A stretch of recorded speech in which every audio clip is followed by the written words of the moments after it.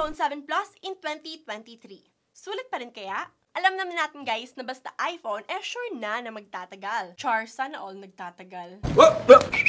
At marami pa sa inyo ang nagtataka at nagtatanong kung okay pa rin kaya ang phone ito ngayong 2023? Yes guys, dahil after 7 years, buhay pa ang phone ito. Kaya naman, mapapaisip ka talaga. Dahil yung ibang Android phones nga nakasabayan niya patay na. Pero eto guys, andito pa rin siya. Well, sasabihin ko sa inyo ang mga pros and cons at yung mga dapat nyong malaman kapag bibili kayo ng iPhone 7 Plus ngayong 2023. Kaya naman, be prepared. Dahil hindi lahat ng sasabihin ko magugustuhan nyo. So, wag na nating pahabain pa at magsisimula na tayo in 3, 2, 1. Let's go!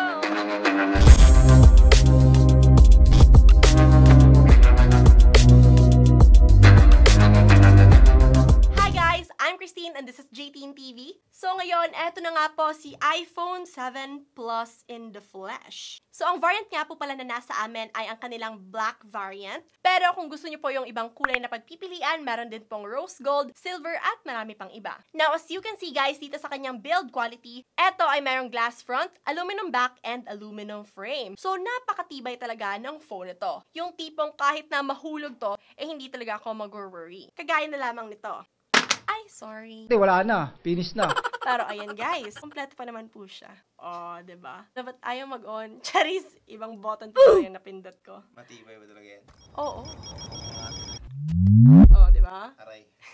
Are you stupid or something? Mauuna pang babasag yung ulo mo kesa sa phone na to. So, eto na nga guys, kung makikita nyo, napaka-sleek ng design niya. And I love the matte finish siya. Kasi nga guys, hindi siya ganon ka-prone sa mga smudges and fingerprint. Now, as you can see dito sa kanyang mga ports guys and sides, wala namang nagbago. Yun pa rin yung kanilang placement. Pero take note lang guys, na kay 7 at 7 Plus na po nag-start, kung saan wala na po yung 3.5mm na headphone jack. Kailangan nyo na pong mag-purchase ng isang dongle para magamit nyo yung headphones sa pakikinig ng music. Also, good thing guys, this phone is already stereo speakers, kung saan makikita nyo sa ibaba, nandito yung kanyang speaker grills, and yung isa naman niyang speaker ay nasa kanyang earpiece. So, wala talagang problema kapag makikinig kayo ng music o di naman kaya nanonood kayo ng movie using this phone. Overall guys, wala masyadong etche-breche dito sa kanyang build quality and sa kanyang design. Very premium and very clean lang siya, pero napaka-durable niyang tignan. Yung tipong kahit na rigid yung activities nyo, wala talaga kayong magiging problema. Yun nga lang guys, may times talaga na natatanggalan siya ng kulay dito, yung tipo na yung paint or yung kulay ng mismong phone and nababaklas. Also guys, wag din tayo masyadong magpakampante dahil kapag sobra na pong rigid o di naman kaya masyadong madalas na yung pagkakahulog ng inyong phone, may tendency po talaga na magkaroon ng cracks and dents dito sa mismong iPhone nyo. But overall guys, wala tayong magiging problema sa kanyang build quality. Now, para naman sa display ng phone na to guys, eto nga po pala ay merong 5.5-inch Retina IPS LCD display with 1080p resolution and 625 nits typical brightness. Pero guys, so far, nagustuhan ko naman yung kanyang display. Wala talaga tayong problema in terms of color and in terms of speed dito sa kanyang display guys. In terms of scrolling, navigating your phone, wala talagang magiging problema dito sa phone nito. Now, the only thing na very noticeable talaga, especially up to this year, is malalaki lang yung kanyang bezels. Although this is 7 Plus, so given na guys na mas malaki talaga ang screen ng phone na to compared kay iPhone 7, pero noticeable pa rin talaga yung laki ng bezels niya both up and down. But eto rin yung naging innovation guys, dahil kung napapansin nyo, kay iPhone 6 pababa, most of their home buttons guys is yung talagang need mo pa i-press. Pero eto, 3D touch button na siya. So napaka-easy na lang talaga, and kahit i-swipe mo lang siya, mas madali nang ma-open ang inyong mga phone. So far guys, kahit na malaki yung bezels ng phone ito, na-enjoy ko pa rin naman yung aking mga activities, kagaya na lamang ng panonood sa YouTube, o di naman kaya paglalaro, and even sa pag-i-scroll ko sa aking social media. Well, kung hindi naman talaga nakaka-bother sa inyo yung screen, eto guys, perfect na for your daily activities. Also guys, with its 625 nits typical brightness, okay na rin ang phone nito kahit na outdoors. Dahil nakikita ko pa rin naman yung details and hindi naman siya gaanong nasisilawan, kaya okay pa rin ito kahit na nasa labas ka. Overall, para sa kanyang display, this one is already good to go. Para sa akin, wala naman siyang magiging problema kung ang hanap nyo lang naman ay display na perfect for light activity. Para naman sa performance ng phone nito, eto guys, ay nag-run now with iOS 15.7. The sad thing about this is natapos na yung Apple support niya dito last year. Pero don't worry dahil hindi naman agad-agad na nawawala yung mismong function nitong phone ito kapag ka nawala na yung support niya. Especially na it only happened in the previous years. It only means na slowly lang guys, may mga apps and may mga features na tayo na hindi maa-avail and meron na din mga parts na hindi na natin magagamit with the advanced technology ng mga bagong release na phones.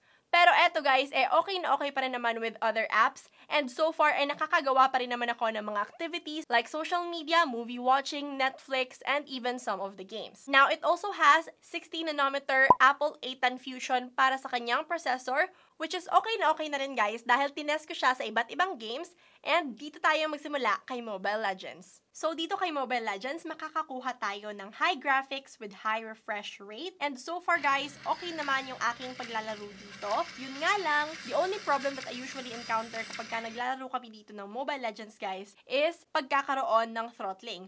Yung kapag ka nag-iinit na yung phone, doon na nagsisimula o lumalabas yung mga problema kagaya na lamang ng pag-lag and mga frame drops. So, yun talaga yung iniiwasan ko guys. Kaya naman kapag ka naglalaro kami, minimake sure namin na nasa malamig kami na lugar o di naman kaya nakatapat sa electric fan. You can also purchase fan cooler guys para maging okay yung inyong paglalaro and mas matagal ang inyong experience with this phone. Pero so far, kapag ka okay naman ang inyong environment, well, maganda rin yung inyong gaming experience. Kagaya na lamang dito guys, kung makikita nyo, okay naman yung aking paglalaro dito. Napaka-smooth.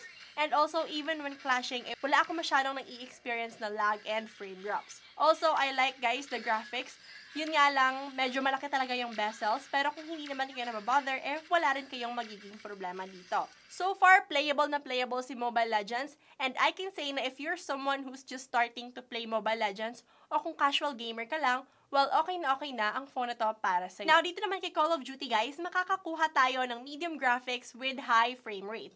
So far dito guys, nagagandahan ako sa part na rinig ko yung bakbakan dahil nga dual speaker na siya. Kaya naman, mas na-enjoy ko and very boomy yung mga naririnig ko dito. Pero guys, yun nga lang, nakaka-experience pa rin ako ng lags and frame drops from time to time, especially kapag ka nag-i-start na manginit yung phone. Pero so far, na-enjoy ko pa rin naman siya dahil nga casual gamer lang din ako. Pero if you're into a tournament, I don't recommend you using this phone. So far guys, dun sa dalawang games na nabanggit ko, okay naman ang phone na to. Playable pa rin naman siya. Yun nga lang, isa talaga yun sa mga problems na dapat nyong iwasan, which is ang pag-iinit or yung throttling. Another thing guys is madali talagang madrain yung battery ni iPhone. Kaya naman, magiging classmate nyo na naman ang inyong saksakan kapag ka maglalaro kayo. Para naman sa mga nagtatanong kung pwede nga bang i-refurbish at palitan yung kanilang battery, I can tell guys na yes, pwede. Pero make sure lang na legit talaga yung pupuntahan yung stores para hindi magka-problema ang inyong mga iPhone. Kasi guys, malaki talaga yung factor na nakakontribute ng battery sa mismong longevity ng phone at sa kanyang performance. Kaya naman, make sure to find a legit one. Overall guys, ngayong 2023, playable na playable yung mga games na nabanggit ko kanina. And kung light activities lang naman or casual activities lang yung mga ginagawa nyo dito sa phone nito, wala rin kayong magiging aberya. Yun nga lang guys, yung tatlong issues talaga na maaari nyong ma-encounter is una, yung kanyang battery kung saan madali lang talaga siyang madrain. And pangalawa is yung kanyang heating issue which really affects the performance of the phone at kung saan lalabas yung throttling o di naman kaya yung pag-lag and frame drop. And pangatlo guys is yung kanyang update. Nabanggit ko naman siguro kanina, 'di ba, na hindi na siya supported ni Apple since last year. So in terms of mga games and apps, guys, wala pa kaming further information kung hanggang kailan lang talaga yung support at yung mga updates na pwedeng mangyari dito sa phone nito. Kaya naman, guys, if you're planning to buy this phone for longevity o di naman kaya nag-e-expect talaga kayo nang aabot pa siya ng another 7 years, well, I can tell you guys na baka hindi na posibleng mangyari yun. Now, dito naman tayo sa main highlight o di naman kaya yung reason ng karamihan sa atin kung bakit bumibili pa rin tayo ng iPhone kahit na medyo outdated na siya. Well, eto guys ay ang kanyang camera. Now, dito sa camera guys, as you can see, kung ikukumpara mo siya sa kanyang mga previous generation na iisa lang yung bilog, eto guys ay parang nanganak na siya. May dalawang bilog na dito sa kanyang camera module. Eto guys ay ang kanyang 12 megapixels na main camera at 12 megapixels na telephoto camera. Now, meron din siyang 7 megapixels para sa kanyang selfie camera. Mapa 2016 man o 2023, hindi talaga maikakaila guys na marami pa rin ang nagagandahan sa camera ni iPhone 7 Plus. Well, hindi talaga ako makikipagdebate dyan guys dahil kung makikita nyo, napakaganda pa rin talaga ng kanyang camera output. As you can see guys, mapa-object or even mapa-tao, and napakaganda pa rin ang kanyang kuha. Yung kanyang skin tone is very perfect, and of course, kahit mapa-object,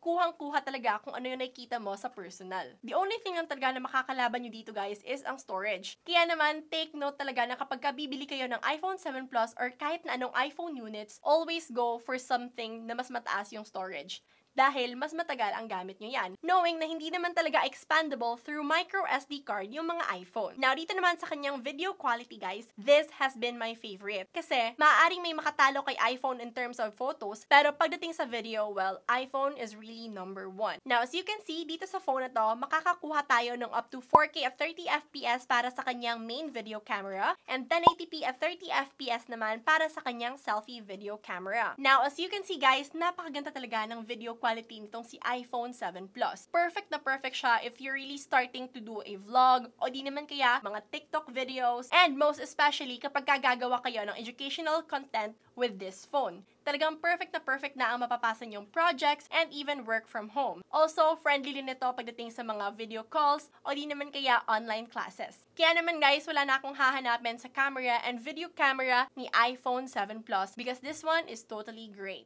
Wala talaga akong nakita na Android phone sa halagang 8,000 to 10,000 pesos na makakatalo sa video quality na meron ang phone na to. Also guys, meron itong OIS or Optical Image Stabilization. Kaya naman kahit na medyo magalaw ka o di naman kaya yung kumukuha ng video mo habang sumasayaw ka o di naman kaya gagawa ka ng daily vlog, well eto guys hindi masyadong halata sa camera dahil nga stabilized na siya. So mas maganda talaga yung quality na mapoproduce mo or mapopost nyo sa inyong social media. Overall guys, pagdating sa camera and video quality, wala talaga akong masabi. Dahil kahit saang angulo mo patingnan, wala talagang makakatalo sa camera na meron si iPhone 7 Plus sa ganitong presyuhan. Now, mararecommend ko ba si iPhone 7 Plus ngayong 2023? Well, I can say it depends on you. Dahil kung ang reason mo para bilhin to is gagawin mo siyang phone na for longevity o di naman kaya nag-e-expect ka na aabot pa siya ng more than 5 years, well, I tell you to think again. Mag-isip ka muna. Dahil sabi ko nga kanina, hindi na siya supported ni Apple. So, may tendency talaga na kapag ka matapos na yung kanyang support overall, hindi mo na magagamit ang phone na to. Well, maliban na lang siguro sa kanyang camera. But, if you're looking for a phone na perfect for vlogging, o di naman kaya yung goal mo magkaroon ka lang ng backup phone for content creation, well, I think guys na eto talaga ang perfect, especially if you're on a budget.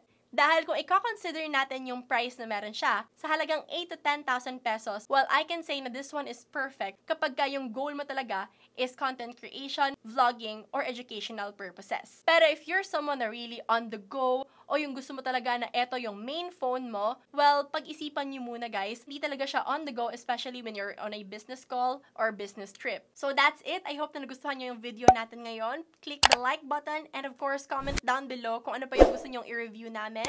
And of course, don't forget to subscribe to our channel dahil marami pa kaming mga content kagaya nito. So that's pretty much everything. Once again, I'm Christine and this is Jaydeen TV. Thank you for watching and God bless. Bye!